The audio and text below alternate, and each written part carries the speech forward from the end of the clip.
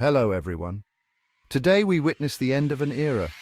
After 58 years of unbroken dominance, the Botswana Democratic Party, BDP, has been defeated by the vibrant democratic forces of Botswana. It's a momentous occasion, and we can't help but feel a sense of awe and inspiration. For nearly 6 decades, the BDP has guided Botswana through thick and thin. They've overseen significant growth and development, transforming the nation into one of the most stable democracies in Africa. But as with all things, change is inevitable.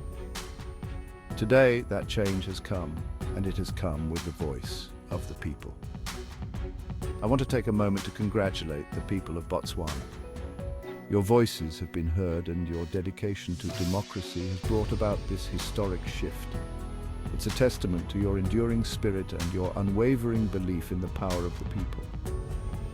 And let's not forget to extend our kudos to the outgoing President Mokgweetsi Masisi.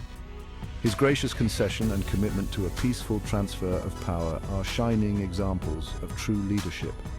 In a world where peaceful transitions are not always guaranteed, President Masisi has shown us the beauty of democracy in action. This victory is not just a win for Botswana, but for all of Africa. It's a reminder that democracy can thrive on this continent, that the people's will is powerful and indomitable. Africa shall rise, with each nation contributing to the collective progress. As Botswana embarks on this new chapter, I wish its people continued peace, prosperity, and unity. May this transition pave the way for more democratic milestones and inspire other nations to follow suit.